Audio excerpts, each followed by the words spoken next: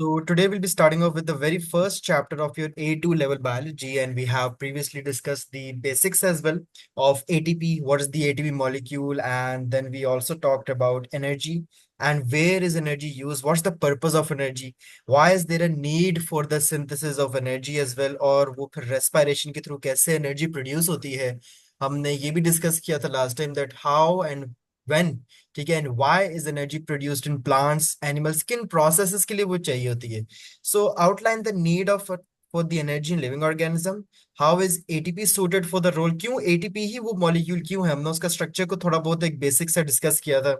It's made from adenine के और तीन फॉस्फेट मॉलिक्यूल्स हैं, क्यों ही एक एटीपी मॉलिक्यूल ही एक ऐसी एनर्जी करेंसी के तौर पे हम क्यों यूज करते हैं, why not any other molecule. फिर हमने ये भी डिस्कस किया था कि एटीपी को ही जब आप ब्रेक डाउन करोगे तब एनर्जी रिलीज होती है। एक फॉस्फेट थोड़ा एडीपी बना, एडीपी को मजीद एक फॉस्फेट रिमूव करेंगे, रिमेंबर एएमपी बनता है। उसके बाद टुडे हमारा जो ज्यादा फोकस होगा वो होगा describing the stages in aerobic respiration, but we are going to go through these topics for today. उसके बाद हमारा जो होगा नेक्स्ट लेक्चर में ये एंड द थर्ड लेक्चर आपके पास एनर्जी वैल्यूज और रेस्पिरेटरी क्वेश्चंस कंप्लीट हो जाएंगे। सो थ्री लेक्चर्स के अंदर will be finishing off your chapter one of energy and respiration. Total obviously have an idea, आपके टोटल 8 चैप्टर्स आते हैं A two biology. Don't need to write down anything, चाहिए जो चीज होगी लिखने वाली वो मैं I let you know. All right, so I have sent you everything by the way. So what's the need for energy, को दो यूजेस बता सकते हैं दैट वी डिस्कस प्रीवियसली, कहाँ कहाँ एनर्जी चाहिए होती है, any two. Okay, so for example, we have the idea of shivering to warm the body up. Obviously, we need energy for shivering. And then दूसरा ये होता है in plants, it's used to produce starch. Good good, ठीक है, मतलब overall हम कह सकते हैं होम्योस्टेसिस के अंदर, जैसे आपने शिवरिंग का जिक्र किया, नॉट जस्ट शिवरिंग, होम्योस्टेसिस के अंदर सब कवर हो जाता है। आपको ग्लूकोज रेगुलेट करना Yeah. हाई हो तो फिर स्वेटिंग भी होना एनर्जी चाहिए, शिवरिंग भी होना एनर्जी चाहिए, मूवमेंट के लिए respiration, breathing, eating, walking, locomotion, digesting, reproduction और excretion, every process, every the basic living process जो होता है that all requires energy. You have done O levels और आईजीसीएसई? IGCSE. Good. तो आपका पहला चैप्टर तो पढ़ा होगा कैरेक्टरिस्टिक्स ऑफ लिविंग ऑर्गेनिज्म, वो जो 7 प्रोसेसेस होते हैं मूवमेंट, रेस्पिरेशन, रिप्रोडक्शन, वो they Yeah. Require energy. O levels में वो नहीं होता था ना, इसलिए। So energy is needed for a wide variety of purposes in every living organism and every living cell. For example, moving the substances, जैसे active transport है। Active transport नहीं एटीपी यूज करता, जब एक वैसे तो डिफ्यूजन अगर देखें, डिफ्यूजन भी एक मूवमेंट है, but does diffusion require energy? No. ठीक है, डिफ्यूजन एक पैसिव प्रोसेस है। अगर आप कमरे के एक कोने में परफ्यूम करते हो, क्या दूसरे कमरे वाले बंदे को तक वो स्मेल पहुंचाने के लिए do you have to put any effort? वो खुद ही जाती है स्मेल। No, थोड़ी, it's passive. एग्जैक्टली क्यों, higher concentration to lower concentration जाएगी, वो खुद होगी। लेकिन अगर एक्टिव ट्रांसपोर्ट की बात करें, जैसे कि अब प्लांट्स में मिनरल आयंस बड़े होते हैं, लेकिन प्लांट्स मजीद भूखा होता है, वो कहते हैं नहीं मुझे तो सॉइल से और चाहिए, उसके लिए हम एक्टिव ट्रांसपोर्ट यूज करते हैं। प्लांट पहले से है उसके पास, लेकिन नहीं, अंदर आपके पास ऑलरेडी हाई कॉन्सेंट्रेशन है और सॉइल्स में लो कॉन्सेंट्रेशन है पानी की। हमें और अब प्लांट्स को और चाहिए तो वो लो से हाई करेंगे। अब लो से हाई होना जरा मुश्किल है, उसके लिए हम कहते हैं कि energy is needed. Active transport क्या होता है? लोअर कॉन्सेंट्रेशन से हायर कॉन्सेंट्रेशन जाना। अगर हायर टू लोअर होता है तो एनर्जी इज नॉट नीडेड, लेकिन लोअर टू हायर अगर आपको और मजीद चाहिए, एक्टिव ट्रांसपोर्ट इज यूज्ड। जैसे इसलिए हम हमेशा कहते हैं कि यार जो रूट हेयर सेल्स होते हैं वो क्या करते हैं, active transport, and that requires ATP as well. फिर मूवमेंट रिक्वायर्स एनर्जी, चाहे वो इनसाइड द सेल हो, वेसिकल्स ट्रांसपोर्ट हो, आपकी प्रोटीन बन गई है, आपने चैप्टर नंबर 6 में पढ़ा ना, प्रोटीन सिंथेसिस होता है, अब प्रोटीन बन गई, भाई बॉडी में कौन लेके जाएगा, उसकी ट्रांसपोर्ट करनी है। गोल्जी अपरेटस ऐसे तो नहीं छोड़ देगा, कुछ तो चाहिए हर चीज को काम करने के लिए। पैसे दोगे वो काम करेगा, and that energy currency is known as ATP. Muscles को काम करना है, your whole cells, tissues, organs contracting the muscle, synthesis of large molecules, जिसको हम एनाबॉलिक रिएक्शंस भी कहते थे। ठीक है, anabolic reactions always require energy. Synthesis of polypeptides हो, सिंथेसिस ऑफ लिपिड्स हो, आप कार्बोहाइड्रेट्स हो, in all organism same substance is used to supply energy for these processes, which is the ATP, adenosine triphosphate. We call it the universal energy currency of the cell। ये है वो definition जो आपने paper के अंदर लिखनी है, और ये हैं वो 3 पैराग्राफ जो आपने पेपर में लिखने हैं when you are asked that why do living organisms require energy. बहुत कॉमन सवाल है, पार्ट ए या बी हमेशा यही आता है, उसके बाद फिर वो बड़े वाले एनर्जी प्रोसेसेस आते हैं। Each cell makes its own ATP. Cell में ऐसा कौन सा ऑर्गेनेल होता है that produces ATP? What is the name of that organelle? Golgi apparatus. अल्लाह, नहीं। सर, ओ माय गॉड, बताया मुझे। माइटोकॉन्ड्रिया। ठीक है। Oh yes, it's the. I'm so sorry. Yes, Very power absent-minded. House of I'm the so cell. sorry. ठीक है। तो mitochondria Yes. ATP बनाता है। A2 में हम देखेंगे माइटोकॉन्ड्रिया के अंदर 5 स्टेजेस के अंदर एनर्जी बनती है। That is your next tomorrow's lecture as well. Mitochondria is known as the power house of the cell. Plant cells हो, एनिमल सेल्स हो, हर सेल में माइटोकॉन्ड्रिया तो है। Even if it's your muscle cell, even if it's the plant cell. ठीक है, माना chloroplast नहीं होते हमारे पास क्योंकि हमने फोटोसिंथेसिस नहीं करना। क्लोरोप्लास्ट सिर्फ प्लांट सेल में होंगे, सेल वॉल प्लांट्स में होगा, लेकिन mitochondria is the common organelle जो हर सेल में है। इवन द स्पर्म सेल, जो टाइनीस्ट सेल है of the male human body, even that sperm cell requires mitochondria as well, because it has to reach the egg cell. उसको भी move करना है। एवरी लिटिल सेल भी ATP खुद अपना produce करता है। कहाँ से आता है एटीपी? फॉर एग्जाम्पल प्लांट्स है, एनर्जी आई सनलाइट से। वो फोटोसिंथेटिक ऑर्गेनिज्म, आसान भाषा में प्लांट्स जो हैं, they capture energy from the sunlight, transfer it into chemical potential energy. हमेशा डायरेक्टली कहीं से एनर्जी तो नहीं आएगी बनी बनाई। मैंने जैसे बताया आपको, आपका एक रिमोट है, रिमोट के अंदर डायरेक्ट बिजली तो नहीं लगा सकते, नहीं, बिजली को पहले एक ऑयल में कन्वर्ट किया, ऑयल को एक सेल के अंदर भरा, अब वो सेल जो आपने डाला है रिमोट के अंदर, फिर वो अंदर जाके कन्वर्जन होती है।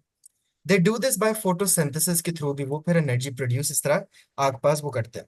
In this chapter you also earn कि कैसे कार्बोहाइड्रेट, फैट्स, प्रोटीन्स में एनर्जी होती है। हम पढ़ते हैं कैलोरीज क्या होती हैं। ये कैलोरीज कैलकुलेट क्या करेंगे वो आपका बिल्कुल थर्ड पार्ट के अंदर, थर्ड लेक्चर जो इस चैप्टर का है उसके अंदर हम कैलकुलेट करेंगे दी एनर्जी वैल्यूज। कार्बोहाइड्रेट्स में इतनी कैलोरीज होती हैं, ठीक, कैलोरी समझिए, एनर्जी कितनी है, यूजफुल एनर्जी कितनी है, वेस्ट एनर्जी कितनी है। ज्यादा पता लगता है, अच्छा कार्बोहाइड्रेट में गुड एनर्जी ज्यादा है, फैट्स में एनर्जी कम है, बाकी हार्मफुल एनर्जी ज्यादा है, एंड ऑल ऑफ दैट, वो सारा आपका थर्ड लेक्चर के अंदर भी आएगा। सो ATP, if we look at the structure again, it contains a nucleotide base which was adenine. It was attached to a sugar, और वो शुगर 3 फॉस्फेट, तो ये क्या बन गया, ट्राइफॉस्फेट। अब यही एटीपी में से एनर्जी कैसे सिंथेसाइज होती है दैट वी डिस्कस्ड। एटीपी को मैंने कन्वर्ट किया एडीपी में।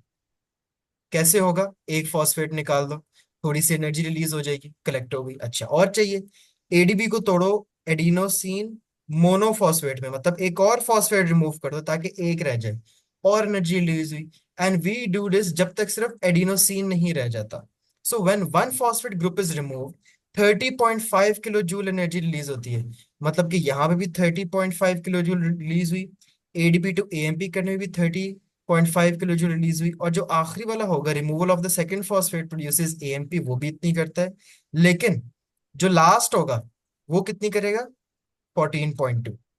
फर्स्ट फॉस्फेट रिमूव किया 30.5, सेकेंड फॉस्फेट रिमूव किया 30.5, जो आखिरी वाला रिमूव करेंगे, जो आपने मोनोफॉस्फेट से अब एडिनोसिन नहीं बनाना है, तब आपके पास कितनी रिलीज हो जाएगी, 14.2 kilo joule.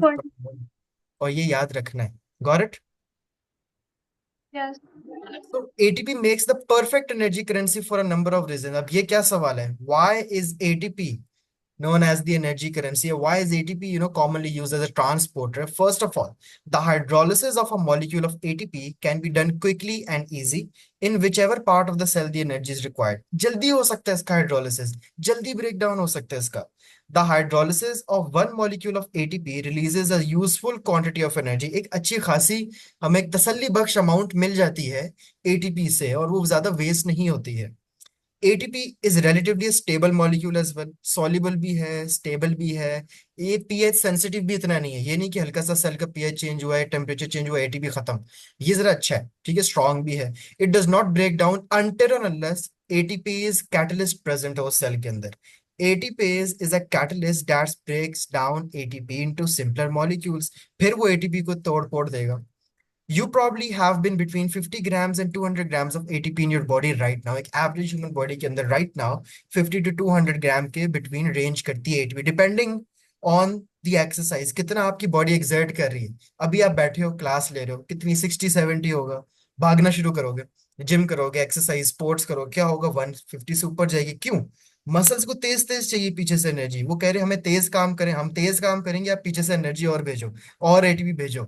So you will lose more than 50 kg of ATP today. आपका हर काम के अंदर 50-50 ग्राम यूज होती है, तकरीबन बंदा 50 किलो एटीपी एक दिन के अंदर लूज करता है by using all of that, because we cannot store that in body. ATP एक ऐसी चीज है that has to be use readily, पीछे से बन रही है, साथ ही यूज है, there is no net lost या कोई ऐसा कि स्टोर हो गया या हमने कहीं बॉडी में रख लिया, नहीं, ये यूज होता रहेगा उसी वक्त। एटीपी इज मेड कैसे?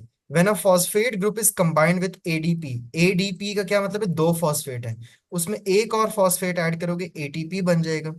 Using energy provided directly by another chemical reaction which is a substrate link reaction. और एक आता है आपको कीमो ऑस्मोसिस, जो आपके कल वाले लेक्चर के अंदर हम देखेंगे।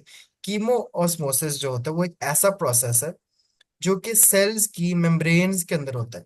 उधर से जो एनर्जी रिलीज होती है with the help of the movement of hydrogen ions, वहां से हम एटीपी प्रोड्यूस करने की एनर्जी उधर से भी आ जाती है। एटीपी जो बेसिकली अभी तक हमने पढ़ा हुआ है आईजीसीएसई एएस में, कब बनता है? रेस्पिरेशन में। Can you tell me what are the two types of respiration? Anaerobic and aerobic respiration.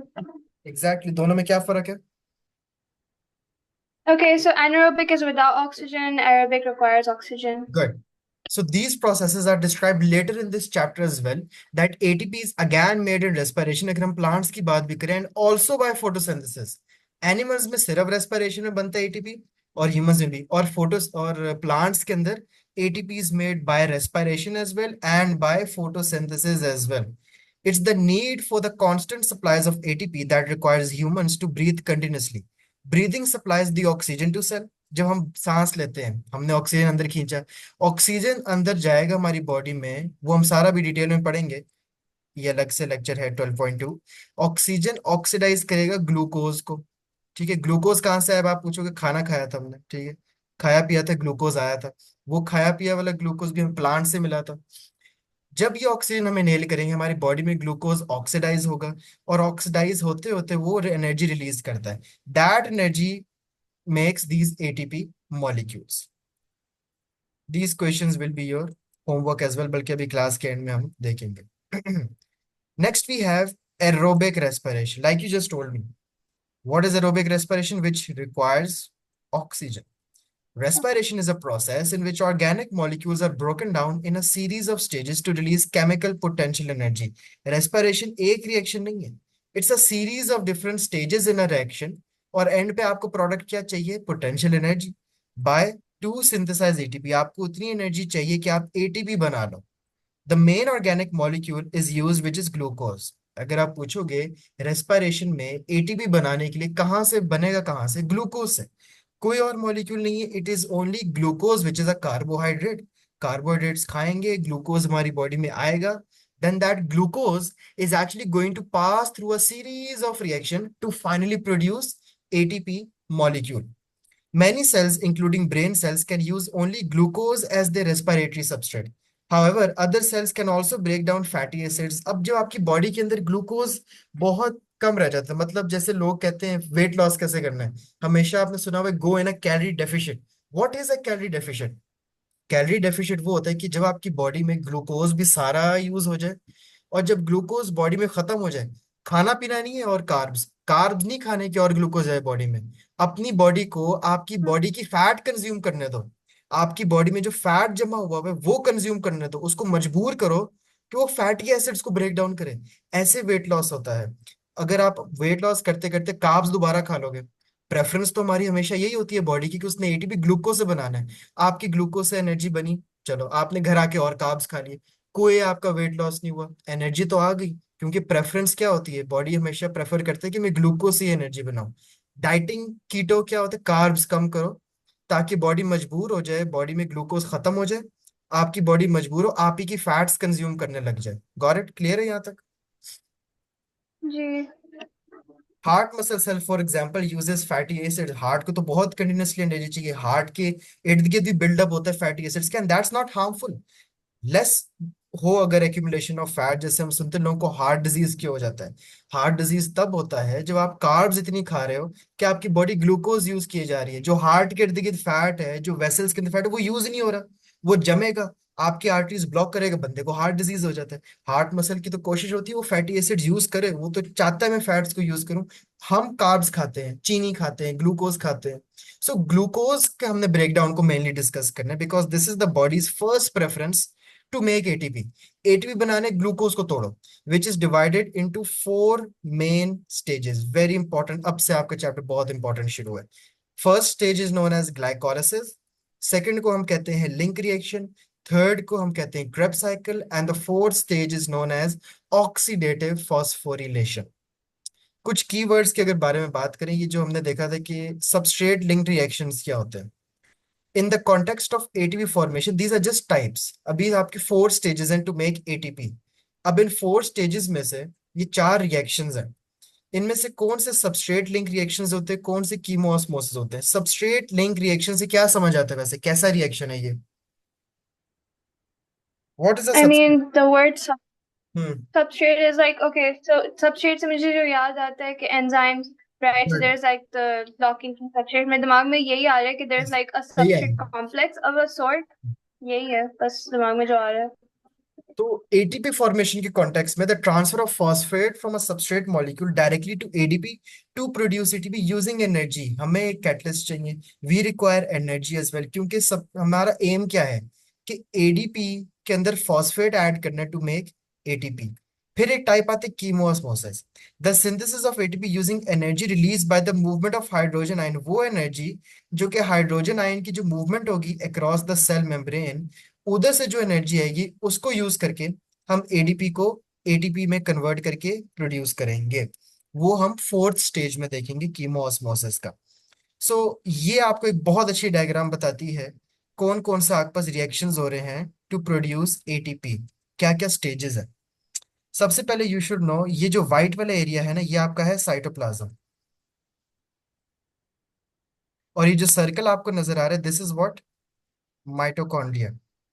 Now इस डायग्राम को देख के बता सकते हैं what are the reactions that are taking place in cytoplasm? Okay, so that's the entire cytoplasm and the mitochondria के अंदर. This is the entire sequence, right? तो इनमें से कौन से रिएक्शन साइटोप्लाज्म में हो रहे हैं? Uh, 5 नजर आ रहे सर हैं आप आप। बताएं, मैं ठीक है। मुझे नहीं पता. फर्स्ट एनारोबिक, ये जो सर्कल से भाई, सर्कल क्या है? माइटोकॉन्ड्रिया। तो मतलब कि हम्म. एनारोबिक रेस्पिरेशन जो है, और जो एरोबिक की फर्स्ट स्टेज है ग्लाइकोलिसिस, ये दोनों होते हैं कहाँ पे? साइटोप्लाज्म में, रिमेंबर दैट। फिर एरोबिक की सेकंड, थर्ड और fourth stage, link reaction, Krebs cycle और ऑक्सीडेटिव फॉस्फोरिलेशन, ये कहाँ पे होंगे? माइटोकॉन्ड्रिया के अंदर। Got it? Okay. ठीक है। साइटोप्लाज्म में So कौन? link reaction. हम्म। तो link reaction Krebs cycle and oxidative phosphorylation mitochondria के अंदर हो रहे हैं, और जो उसके हम्म। दो दो बाहर हैं वो ग्लाइकोलिसिस एंड एनारोबिक, ये साइटोप्लाज्म में हो रहे हैं सिर्फ. That's it. यस। ठीक है, मतलब ओके. ये सेल होता है, सेल के अंदर एक न्यूक्लियस है, माइटोकॉन्ड्रिया होता है। ये जो साइटोप्लाज्म, जो सारा व्हाइट वाला रीजन है, साइटोप्लाज्म होता है ना, यहाँ पे एनारोबिक हो रही है और एरोबिक की पहली स्टेज, और माइटोकॉन्ड्रिया के अंदर एरोबिक की दूसरी, तीसरी और चौथी stage. The sequence of events in respiration described current aerobic respiration, glycolysis take place in cytoplasm, and the link reaction, Krebs cycle and oxidative phosphorylation, 4 में से 3 जो है वो माइटोकॉन्ड्रिया के अंदर होते हैं। पहली स्टेज क्या है? ग्लाइकोलिसिस। ये कहाँ पे हो रहा है? साइटोप्लाज्म। ग्लाइकोलिसिस से क्या समझ, what is lysis? It's the breaking down. तो ग्लाइको क्या होगा फिर?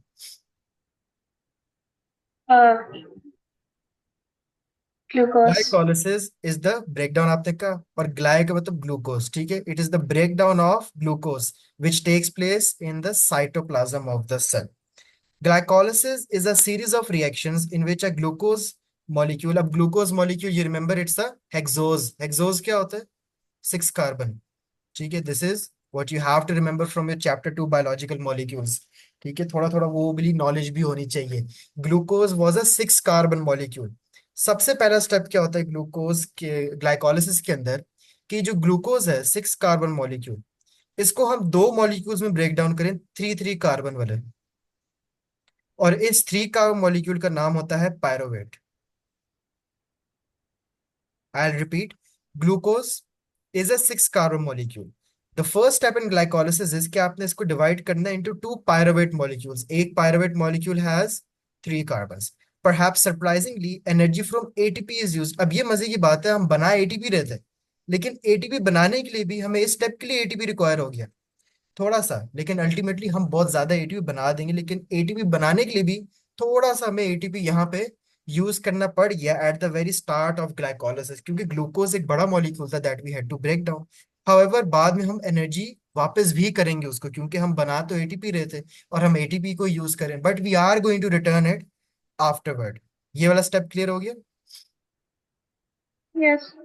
So what is glycolysis? The splitting of glucose, which is the first stage in aerobic respiration. इस डायग्राम से ये ना समझ लेना कि ये पहली स्टेज है एरोबिक की, ये एनारोबिक है, सेपरेट है। ठीक है, एरोबिक रेस्पिरेशन यहाँ से स्टार्ट होता है, द फर्स्ट स्टेज जो बाहर है, बाकी 3 माइटोकॉन्ड्रिया के अंदर होती है। फिर आगे हम एक टर्म बार बार यूज करेंगे, phosphorylation. Phosphorylation is simple addition of phosphate. मैं कहूंगा एडीपी, एएमपी टू एडीपी हुआ है, फॉस्फोरिलेशन। एडीपी से एटीपी बन गया, ये भी फॉस्फोरिलेशन है। फिर आगे एक और आएगा हमारे पास, एक kind of you can say a coenzyme that helps during the reaction, NAD, which is nicotinamide adenine dinucleotide. इसको एक हम कहते हैं this is a hydrogen carrier. ठीक है, ये वाले हम होपफुली टुमारो कवर करेंगे, एनएडी और एफएटी न्यू कॉन्सेप्ट्स में थोड़े। NAD is a hydrogen carrier, इसका भी रोल आएगा in the upcoming reactions. After that can you tell me what is meant by oxidation and reduction? So oxidation just means like oxygen being added, and reduction means removal of oxygen. जैसे redox हुआ करता था chemistry में, that's बिल्कुल। what it is. और इन terms of hydrogen भी बता दें। इन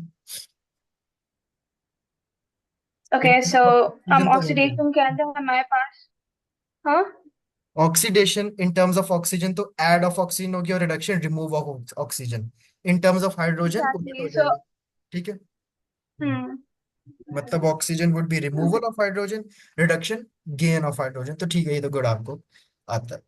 सो more energy is release overall. Glycolysis के अंदर जो होता है, there is a net gain of 2 ATP molecules पर molecule of glucose broken down.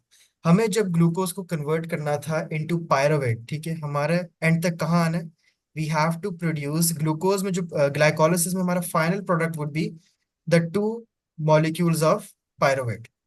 अब ये 2 मॉलिक्यूल्स ऑफ पायरोवेट तक जाने के लिए भी Here, series of steps. Yes. okay. So जब भी glycolysis होगा, it is like a mandate कि हमेशा two molecules ही like pyruvate के produce होंगे, because that's a product of glycolysis, right? Yes. Yes. Okay. Okay. ठीक है, अब कैसे, उसके बीच में भी 5 स्टेप्स हैं, so it's a very detailed chapter. कैसे? सबसे पहले ग्लूकोज में को हम कन्वर्ट करेंगे into fructose phosphate, that is also 6 carbon molecule. और फिर फ्रुक्टोज फॉस्फेट को हम कन्वर्ट करेंगे fructose 1,6 biphosphate. Now this is all memorisation, इसमें कहीं पे कोई चीज ऐसे कॉन्सेप्चुअल या कुछ भी नहीं, इट्स ऑल मेमोराइजेशन। सबसे पहले ग्लूकोज कन्वर्ट होगी इनटू फ्रुक्टोज फॉस्फेट, और फ्रुक्टोज फॉस्फेट कन्वर्ट होगा फ्रुक्टोज 1,6 बाइफॉस्फेट में।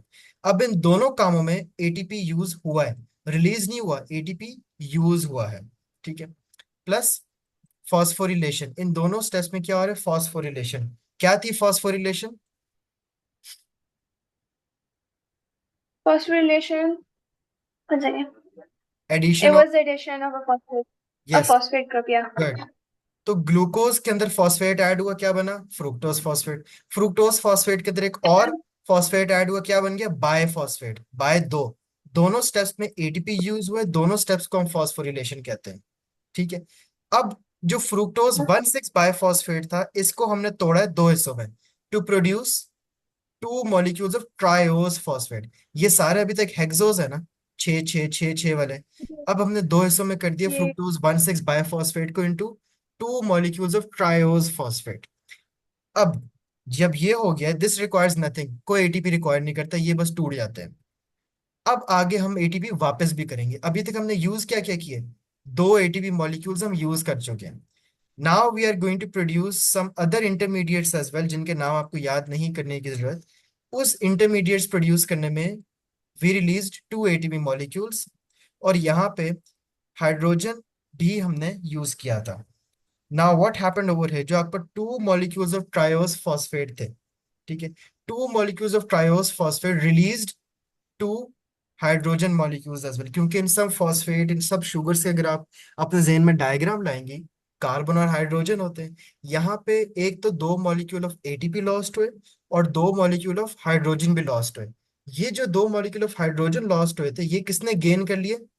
एनएडी ने। एनएडी क्या था? हाइड्रोजन कैरियर, सिर्फ हाइड्रोजन कैरियर। एनएडी पास ही फिर रहा था, The वो इसको coenzyme. ले गया, ठीक है, और बन गया रिड्यूस्ड एनएडी। क्यों बना रिड्यूस्ड एनएडी? क्योंकि इसने हाइड्रोजन गेन कर लिया। यहां तक clear? Yes, sir, I have a question. Hmm. Why did you call NAD a coenzyme? Why is it a coenzyme? एक होता है एंजाइम, बिल्कुल सीधा सीधा पार्टिसिपेट कर Hmm. रहा होता है, मतलब उसके तेरे बगैर तो होना ही नहीं रिएक्शन। को एंजाइम क्या है? मतलब साइड साइड पे थोड़ा सा हेल्प करता है। इट्स अ काइंड ऑफ को एंजाइम मॉलिक्यूल। ये हल्की सी हेल्प कर देगा आके। Got it? Okay. Main enzyme तो समथिंग एल्स है ना। मेन एंजाइम तो उसके बगैर तो रिएक्शन ही नहीं होता, कोई चीज टूटती ही नहीं है। ये कोएंजाइम है, इट्स हेल्पिंग अस। तो ये क्या करता है, जो दो हाइड्रोजन लॉस्ट होते हैं इनको ले जाते हैं और खुद रिड्यूस्ड एनएडी बन जाते हैं। और फाइनल स्टेप में जो इंटरमीडिएट्स थे, they release two more ATP molecules और फाइनली कन्वर्ट हो जाती किसमें? टू मॉलिक्यूल्स ऑफ पायरुवेट में। तो अगर आप ओवरऑल देखो इस रिएक्शन में, हमने दो एटीपी गेन किए थे और फोर प्रोड्यूस किए थे। तो ओवरऑल क्या हुआ है? टू हमने बना के दिए वापस। ये तो दो दो कैंसिल हो गए थे ना, जितने हमने लिए थे उतने उसको बना के भेज दिए। फाइंड में हमने टोटल जो अपने लिए बनाया वो कितना था? Two ATP molecules. ये भी आप पूरा अपनी कॉपी में बनाओगे, ग्लाइकोलिसिस की पूरी साइकिल। क्लियर है? जी. So let's quickly go through the whole explanation जो सारा बता ही चुका हूं मैं। The first step is called phosphorylation. Phosphate groups are transferred from ATP molecules to glucose. This raises the energy level of the glucose molecules. Then two ATP molecules are used for each molecule of glucose. The donation of first phosphate group produce glucose phosphate. हाँ जी बोले। अच्छा sir मेरे पास सवाल था. What does like when you look at this diagram, what does intermediates refer to? मतलब क्या है इसका इस पे इंटरमीडिएट्स भी प्रोसेस बीच में? में कुछ मॉलिक्यूल्स थे, जैसे to molecules of triose phosphate थे ना, बीच में कोई और भी अरे बड़े अजीब अजीब नाम वाली चीजें बनी थी। उन्होंने स्किप करके आपको ओवरऑल बस प्रोडक्ट बना दिए। इंटरमीडिएट्स बीच में और बहुत चीजें थी जो बनी थी। जैसे इंटरमीडिएट्स क्या कहते हैं कि कांटेक्ट प्रोसेस होता है। कांटेक्ट प्रोसेस में हमें क्या पता है? सल्फर चाहिए, ऑक्सीजन चाहिए, और एंड पे क्या प्रोड्यूस होना चाहिए? Sulphuric acid. अब बीच में जितनी भी चीजें थी कांटेक्ट प्रोसेस में, वो क्या थे? इंटरमीडिएट्स। बीच में जी सल्फर डाइऑक्साइड ही बना था, बीच में ऑक्सीजन गेन हुआ, सल्फर ट्राइऑक्साइड ही बना था, बीच में ओलियम भी बना था, H2S2O7। बीच में जितनी चीजें होती है वो क्या होते हैं? Intermediates. The intermediates that you have to remember is fructose phosphate, fructose 1,6 biphosphate और triose phosphate. Got it? Okay, yes, got it. Good good. फिर सेकंड एटीपी आया, उसने एक और फॉस्फेट ग्रुप डोनेट किया। ये सारा आप जब टेक्स्ट के साथ डायग्राम देखोगे ना, आपको सारी एक्सप्लेनेशन समझ आएगी जो मैंने पूरी बताई है। फिर उसके बाद सिक्स वाला ब्रेक हो जाए थ्री वाले में। यहाँ पे हाइड्रोजन रिमूव होता है स्टेप में। वो हाइड्रोजन ले जाता है एनएडी, उसको हम कहते हैं ऑक्सीडेशन। ठीक है, कि ग्लाइकोलिसिस में होगी ऑक्सीडेशन, रिमूवल ऑफ हाइड्रोजन। लेकिन एनएडी क्या हो गया? एनएडी खुद रिड्यूस हो गया था because it gained the hydrogen. The addition of hydrogen to a substance is called reduction. तो हम कहते हैं एनएडी रिड्यूस हो गया, लेकिन हमारा जो ग्लूकोज था वो ऑक्सीडाइज हो गया। उसने तो हाइड्रोजन लूज कर दिया। जो आपके पास ये था ट्रायोस फॉस्फेट, ट्रायोस फॉस्फेट की ही oxidation, it lost the hydrogen, but NAD पास फेरा तो वो हाइड्रोजन गेन कर गया। ये तो आपको क्लियर हो गया oxidation reaction. Then these two molecules of reduced NAD are just produced for entering glucose into glycolysis. फिर ये आगे जाके कहीं और हेल्प करेगा, जो हम देखेंगे कि ये रिड्यूस एनएडी गया कहाँ और कहाँ पे हेल्प हुई थी। इसके ऑक्सीडेटिव फॉस्फोरिलेशन में भी हेल्प आएगी, और क्रेब्स साइकिल के अंदर भी देखेंगे कहाँ कहाँ हेल्प की थी। तो ड्यूरिंग द सेम स्टेप, जो ये आखिरी स्टेप होता है जब आपके पास फाइनल कन्वर्जन होती है of triose phosphate to pyruvate, ये है वो स्टेप जहां पे एटीपी प्रोड्यूस हो जाता है। And in this case a phosphorylated molecule जिसने फॉस्फेट ऐड किया था, वो लिंक कर जाते हो एक एडी मॉलिक्यूल से, और वहां पे सबस्ट्रेट लिंक फॉस्फोरिलेशन हो जाती है। This is the only steps that you have to remember. तो ओवरऑल अगर बात करें, 2 molecules of ATP were used for each glucose molecules at the beginning of glycolysis, और एंड पे 4 ATP फॉर्म हुए थे। तो ओवरऑल नेट क्या हुआ? आपने 2 खरीदे थे और 4 बनाए, तो आपने जो 4 बनाए थे उसमें से आपको 2 उधार वापस करना पड़ा। तो ओवरऑल हमने कितना गेन किया एटीपी पर ग्लूकोज मॉलिक्यूल, हमें कितना मिला? 2। ये समझ आ गया ना गेन वाला हम्म, कॉन्सेप्ट? जी जी जी। Good good.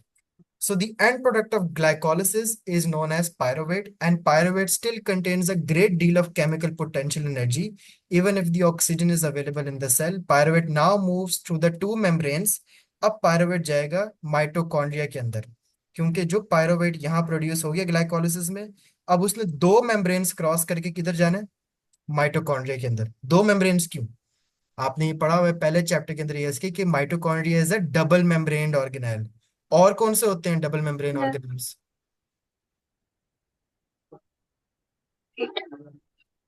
Nucleus, There is the vacuole. Vacuole single membrane है।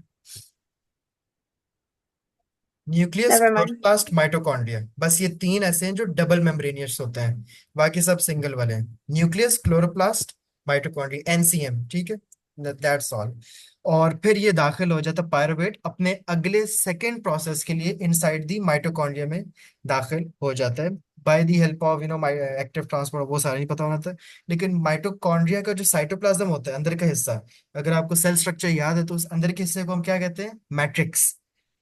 इस तरह की जो शक्ल थी, Hmm. हाइड्राइट ओवर है, ये जो था, इस पूरे को हम कहते हैं Yeah. मैट्रिक्स। अब पायरुवेट दाखिल हो गया माइटोकॉन्ड्रिया में। यहाँ पे अब आपके एरोबिक रेस्पिरेशन के रिएक्शन 2, 3 और 4 होंगे और फाइनल एटीपी बन के निकलेगा। Is it clear? Yes. Next will talk about a very small second reaction जो कि है लिंक रिएक्शन, बड़ा छोटू सा, ठीक है। इसमें बस आपने ये चीज याद रखनी है, लिंक रिएक्शन के अंदर क्या होता है, when pyruvate enters in the matrix of mitochondrion, enzyme removes the carbon dioxide and hydrogen from it. एक एंजाइम आता है और उसमें से कार्बन डाइऑक्साइड और हाइड्रोजन को रिमूव कर देता है। The removal of carbon dioxide को हम क्या कहते हैं? Decarboxylation. और रिमूवल ऑफ हाइड्रोजन का नाम क्या? Dehydrogenation. Easy terms to remember. जो रिमाइंडर होता है वो कंबाइन कर जाता है with coenzyme A to produce acetyl coenzyme में। अब इसको समझते हैं। ये आया पायरुवेट, ठीक है, आ रहा था इसके साथ रास्ते में 2 काम हो गए। डी कार्बोक्सिलेशन, CO2 रिमूव हुआ, और डी हाइड्रोजनेशन। क्या बन गया ये? फिर इसने कंबाइन किया किसके साथ? कोएंजाइम ए के साथ, और बन गया एसिटाइल कोएंजाइम ए। पायरुवेट था, पायरुवेट एंटर्ड माइटोकॉन्ड्रिया आया। इससे पहले तो उन्होंने लिया CO2, फिर उन्होंने उससे निकाला हाइड्रोजन और उसको किसके साथ रिएक्ट करवा दिया पायरुवेट को? कोएंजाइम ए के साथ, CoA, you have to remember. Product आपके पास बना acetyl coenzyme A. Simple is that, this is only what you have to remember for link reaction. Pyruvate था, कंबाइन किया इसको कोएंजाइम ए के साथ, और साथ NAD भी दोबारा इन्वॉल्व हो जाता है। NAD क्यों आता है? क्योंकि जो पायरुवेट में से डिहाइड्रोजनेशन हुई थी वो किसी ने लेनी भी तो है। जो हाइड्रोजन पायरुवेट से निकले थे वो NAD लेने आ गए कि भाई मैं हूँ हाइड्रोजन कैरियर, मुझे तो दो ना पहले। और प्रोडक्ट्स आपके पास क्या बने? एसिटाइल कोएंजाइम है, कार्बन डाइऑक्साइड और रिड्यूस्ड NAD। क्लियर हुआ थोड़ा बहुत? जी। ठीक है, यहाँ पे हम इसको दोबारा देखेंगे। दिस वाज पायरुवेट, इसको हमने रिएक्ट करवाना है कोएंजाइम ए के साथ to produce acetyl coenzyme A. अब इसको ध्यान से देखें क्या क्या हुआ था पायरुवेट के साथ। इसमें से निकला CO2, डी कार्बोक्सिलेशन। इसमें से निकला हाइड्रोजन, डिहाइड्रोजनेशन। गुड, ठीक है। साथ यहाँ पे एक NAD भी रिएक्ट कर रहा था, सॉरी, ठीक है। अब कार्बन डाइऑक्साइड जो प्रोड्यूस हुआ, Wait. हाँ जी, Sir, एक second. Can I just like summarize this ताकि यस, मुझे खुद समझ आ जाए? चलो बताओ, Okay. मैं आपके So बोलने में first of all, hmm yeah, okay. So first of all, the pyruvate which we derived from glycolysis, which was a result of the glycolysis process, arrives in the mitochondria का जो inner organ है ना matrix, हम्म उसके अंदर arrive हम्म हो जाता है। फिर हम्म उसके बाद वहां से जो ना एक प्रोसेस शुरू हो जाता है, कार्बो डी कार्बो ऑक्सीलेशन कार्बोक्सिलेशन, ठीक है। And Yeah. So which hmm is the removal of carbon dioxide, and dehydrogenation, obviously it's in hmm the name, which is the removal of hydrogen. Good. Then जो बाकी के, huh? ठीक है, सही बताया, आगे। Okay, then then the rest of the molecule combines with coenzyme A, which coenzyme, हमारे पास दो coenzymes आ रहे हैं यहाँ पर, हमारे पास NAD coenzyme है, हम्म हमारे पास coenzyme acetyl है, हम्म which which reacts with the remainder of the pyruvate. Hmm Um, yeah, that's the link ठीक है, reaction. तो प्रोडक्ट में क्या बना? एसिटाइल कोएंजाइम है, ये आपका प्रोडक्ट हो गया, ठीक है। Yeah. साथ CO2 जो रिमूव हुआ था वो एज इट इज आ जाएगा, लेकिन हाइड्रोजन जो रिमूव हुआ था वो एज इट इज नहीं आएगा। वो हाइड्रोजन NAD ले गया था, तो वो NAD रिड्यूस्ड NAD बन गया था प्रोडक्ट्स में। Got it? Okay. ठीक है, ये पायरोवेट था, इसमें से हाइड्रोजन और कार्बन डाइऑक्साइड निकला।